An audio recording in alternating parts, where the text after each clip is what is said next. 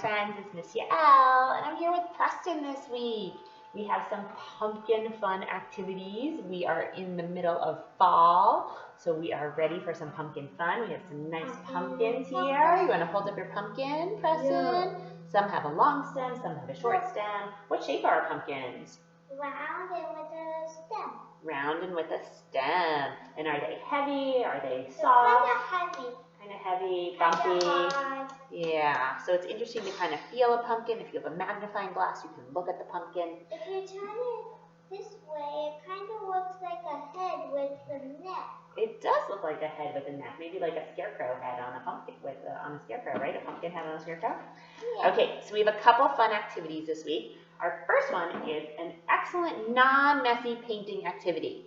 So because we are talking about the color orange, because pumpkins are often orange, they do come in other colors.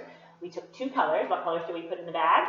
Red and yellow. We put red and yellow paint in the bag. Maybe you want to try this outside, putting it in, and then it all make sure the bag's closed, and then you can squish it around. Okay, so show them how you squish it around and what happens when we mix red and yellow paint together.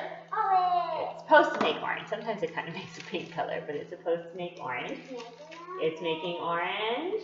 So this is a fun, easy, non-messy way to use paint. You can put it in the bag. You can squish it around.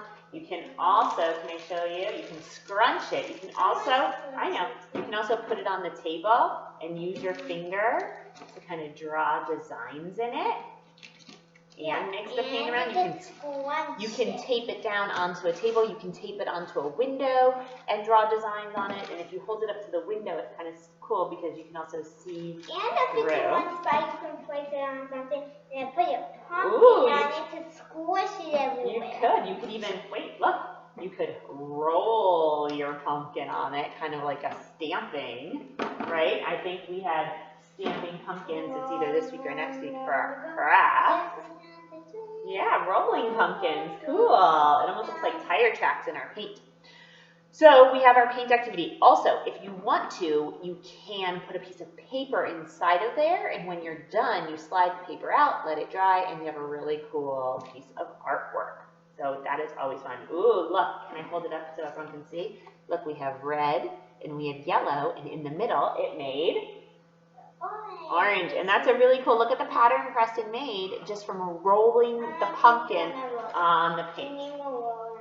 Okay, oh, he needs more rolling on that side. Okay, so we have our paint, which can lead to so many activities. Who knew? So another activity that we have for this week is pumpkin tracing. So, can I take this piece of paper? So I'm going to take a piece of paper. I just happened to grab orange. I'm going to take my pumpkin, put it on my paper, and draw a big circle tracing my pumpkin. I did another one earlier, and look, can you see? One pumpkin is big and one is little. Would you like to trace your pumpkin? You can add it on there. Go ahead. Ooh, look at that beautiful, all those beautiful colors Preston made from rolling the pumpkin. So you can use the crayons to trace. You can also do this outside on the sidewalk with sidewalk chalk, which is awesome. You can decorate your pumpkin with sidewalk chalk and then just wash it off. And if your stuff doesn't come out all the way, you can. And if you want, you can then color in your pumpkins with crayons or markers or dots. You can make you also stems. Can trace this. You could trace the stem and make a tiny little circles on the paper. So there's so many options when it comes to tracing pumpkins. Okay, we have one more pumpkin activity today. So I started this one. Whoa, careful. I started this one. We're going to decorate our pumpkins with rubber bands. So hopefully you have some rubber bands in the house.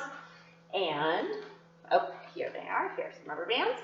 So I have rubber bands. Some are thick, some are thin, some are big, some are small. And I'm going to take them, I'm going to stretch them and place them around my pumpkin. If you have rainbow rubber bands, it makes a really cool design. You can also, if you want, wrap it around the stem. Oops, that rubber band. Yeah, you gotta really use your hands, right? And then once you get it on here, you can also take your hands and take those fingers, like stretch it over to one side, put your fingers underneath, and then kind of push it down, roll it down your pumpkin, roll it down, roll it down, roll it down, roll it down, roll it down. Oh my goodness, you got it. You So also can make a different pattern when you roll it over You your can. painting. Or if you wanted to paint your pumpkin after you put the rubber bands on. How did you do it like that? This one is a yucky rubber band here. I just did it upright. Oops, we got rubber bands popping everywhere. I did it up and down, and I just put it around the side of my pumpkin. Here, okay, ready? There you go, like that. Now, if you want, you can make a tie-dye pumpkin, and you can take a pumpkin with lots of different rubber bands on it and then paint over it, and then take the rubber bands off, and you would have lines decorating your pumpkin. Kind of like a tie-dye shirt, but instead a tie-dye pumpkin. And the cool thing about the rubber bands is then, when you're all done, you can take them all off and start again. So I hope you had fun with our pumpkin activities this week, our mixing, our paint, our tracing, and our rubber bands. We will see you soon. Bye, friends.